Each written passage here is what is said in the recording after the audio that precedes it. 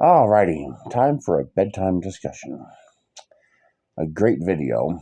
The theory is great, but it's wrong. But I'll get to that in a minute.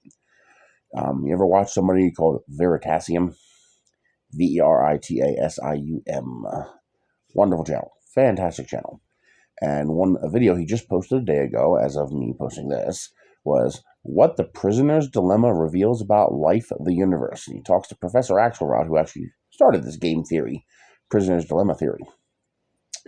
So the basic precept is, in a game where there are 4 combinations, you can choose either cooperate or defect, and 2 people who cooperate are going to win more than 2 people who defect, and if one person defects, they win more than the person who cooperated.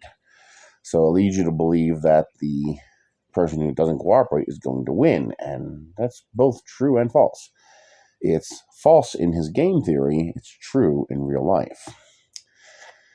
So he finds out that when he runs iterations of these games, he has people develop programs to try to game it. They tend to fall into 2 categories, the be nice category or the be mean category, and the be nice category tends to win. And the whole video is wrong. I don't want to say that. I want him to be right, but he's wrong. It doesn't work in the real world. He says it right at the end of the video. In the real world, we can make choices. We can make decisions. And that's why cooperation wins in game theory and loses in the real world. And it will always lose in the real world. And that's why. Because we can make choices. Well, it's the combination of an unwillingness toward violence. Basically, think of that as the pre-programmed game theory. We tend to want to cooperate. Versus some of us being able to choose, I woke up this morning and I selected violence. It's something that it's very interesting that I watch this video now, because it's something that I've been working on in my head for my entire life, and it's one of my biggest failures of life. I see it because let's sidestep, okay? Because this is going to be a little weird. I believe human beings can have superpowers. We're not talking about heat vision and strength and flying and invisibility. We're just talking some human beings are unusually good at some things that other people typically aren't. For example, my father had the superpower charisma. He had the capacity to bullshit his way through or out of anything. And I think one of the reasons it was so powerful is because he was so generous. He was a truly good person. I mean, the number of tickets he's talked himself out of as he got older and got sicker and had more trouble driving is astonishing. The length of time he bullshitted the doctors about how bad he was. Again, he was trying to put on a pride, ego, good face, but it was actually hurting him. So his superpower ended up killing him in the end. I have what I think is a minor power. It's what I call eagle eye. I have the ability I did very well in spatial relations. So I can look at something and take it apart in my head. I can rotate it, look at it from any angle. I'm just very good at that. So I think it's one of the reasons why I'm halfway decent at 3D printing. But basically, I like to be a problem solver. I can intuit how something works even without understanding any theory behind how it works. I can kind of figure out the theory on my own. I can look at something and go, okay, I can see how that works and how this would limit that and that would help this. And there's one problem I've never been able to come up with any kind of meaningful solution, assuming there is a solution, of course. I mean, obviously, I can't come up with the solution to warp theory because, that's a science thing. That's not a problem-solving thing, not in this context. I can't figure out how to get world peace. Every solution I come up with requires violence. A lot of it. I don't mean a little bit of violence. I mean vicious, nasty, war-torn bloodshed. Because peace requires violence. Why is this? Why does game theory not work? Why is he wrong?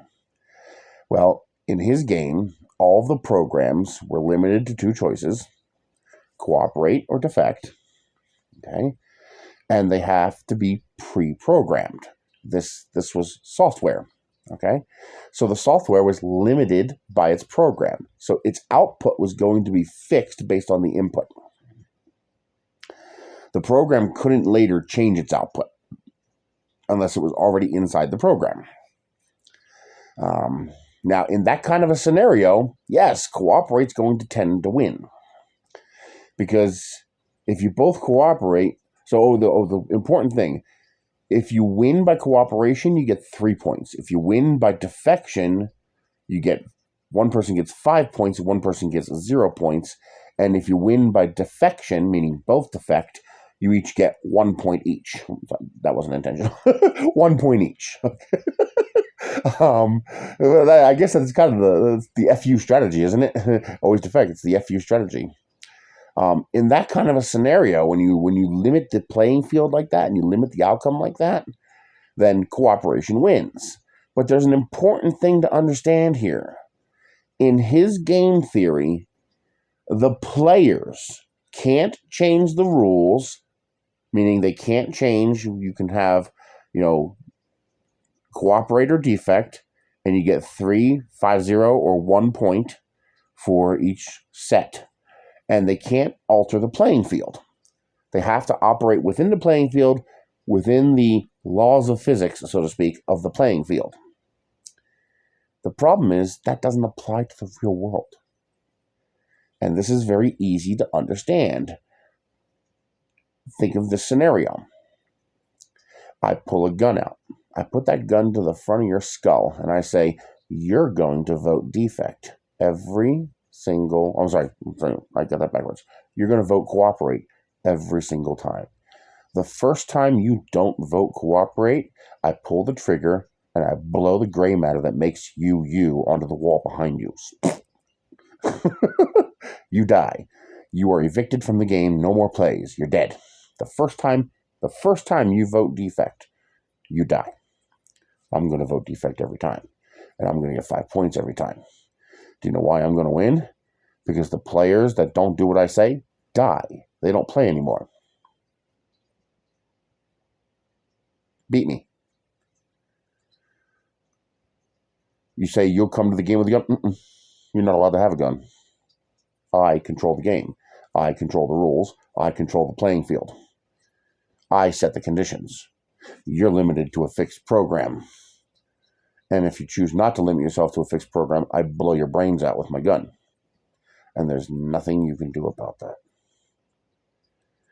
And now you might say, okay, well, we can all stand up together and rush you and beat you. Well, that's called the bank robbery scenario. Now let me describe the bank robbery scenario to you and why that won't work. Or, well, it does work, but it's not going to work. Sometimes it does work, and then we go back to doing it the old way again because we forget that peace requires violence. We stop using the violence, and of course the bad guys then reassert themselves and win. But we do try that. It's called war. That's exactly what war is. So the bank robbery scenario. I walk into a bank with my MAC-10 and I spray the ceiling with bullets. Rat-a-tat-tat-tat-tat. Everybody down. This is a bank robbery. One of you says, hey, he can't get us all. Rat-a-tat-tat-tat-tat. What just happened? Well, that guy, that bloody pulp of a mess right there, the guy bleeding out with pieces of his body parts all over the place, he was about to say, let's rush me, that if you all rush me, I can't get you all. He's absolutely correct. If you all rush me, I'm not going to get you all. But I am going to get some of you. That guy just found out the hard way. All right? I'm going to get some of you. And the problem is, I'm going to win. So not only were you right, but you're actually wrong. And here's why.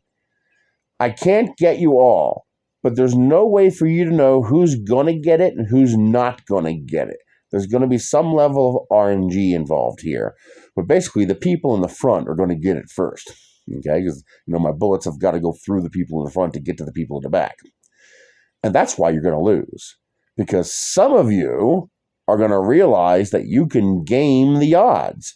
If you just hold back a little bit and let other people get in front of you, they will act as meat shields, and you'll increase your odds of survival, which is really just going to give me enough time to rat-a-tat-tat every single one of you. So I'm going to win. Right? That's why that doesn't work. Because you have, and this is a proper thing, mind you. This doesn't make you a weirdo. This makes you normal. You have an abhorrence to violence. You don't want to die, and you don't want to see the people around you die. So when you know the bad guy is just going to kill people, you're going to tend to let the bad guy do what he's doing because you don't want to die. And that's how the real world works. In the real world, game theory doesn't work. It doesn't work because I set the rules, I set the gaming environment, I set the field, and I can change the rules any damn time I want, and you can't. And when you try, I start killing you. So the only way for you to beat me is to go all in. We have a word for that. W-A-R. It's called war. We go to war to take from someone else, and we go to war, World War II, for example, in order to stop others from taking from someone else, to defend ourselves. But we had to go all in. We had to understand we have to execute violence and we have to accept death. Because the guy who has everything and who's making all the rules will have no problem shooting and killing everybody. I mean, shit, they were cooking them in fucking ovens. Jesus Christ. I mean, he was all in. So the only way to beat him was to go all in. We had to freaking nuke Japan twice. And that brings up their example, nuclear deproliferation. That proves the game theory right. No, it doesn't.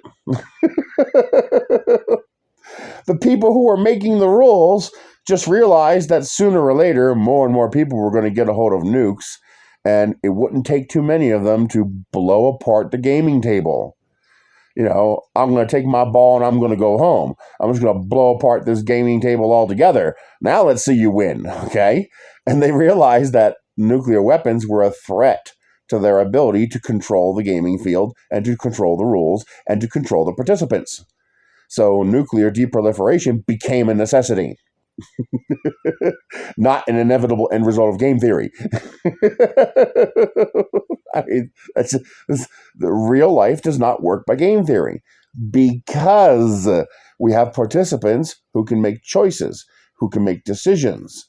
And some of those choices and decisions are to control and restrict the playing field and its participants.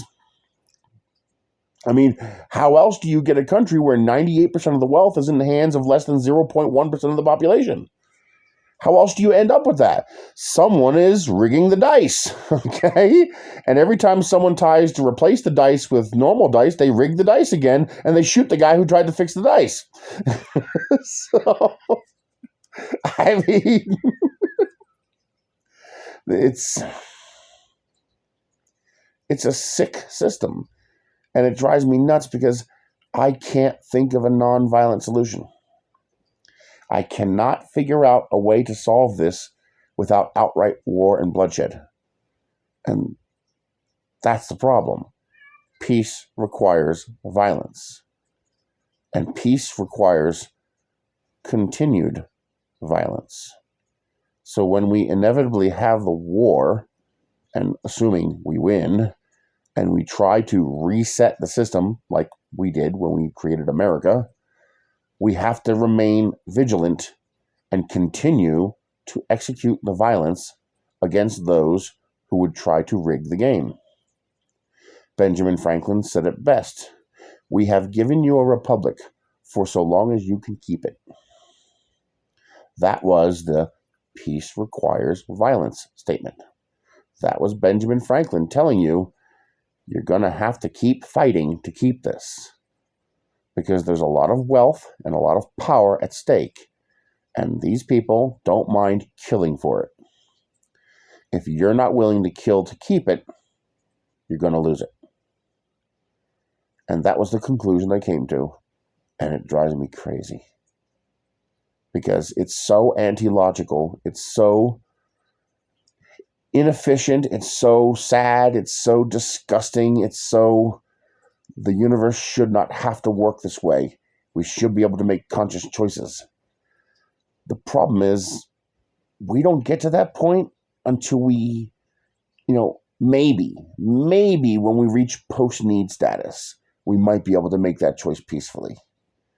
Just because a post-need society would destroy wealth. But the problem is, we've already destroyed wealth. If you make more than 7 figures, it's not about wealth anymore. I mean, think about it. These guys who have billions of dollars, they couldn't, short of starting a space program or trying to run an entire country, you can't spend that kind of money in your entire lifetime. These people could buy, a mansion a week. Every week, just go out and buy a new mansion, and they would never spend all the money they have in their entire lifetime. It's not about money for them. It's about the game. It's about power. And they want it all. And unless we're willing to fight for it, I mean, you could believe wishy-washy that game theory is going to fix it, but it's not. It's just, that's not how the real world works. Prove me wrong. I really, really, genuinely would love to find someone out there who can prove me wrong. But remember, I make the rules. I define the playing field. I set the conditions. And if you don't agree with it, I shoot you in the head. And the only way you're going to beat me is if you're willing to shoot me in the head. Prove me wrong.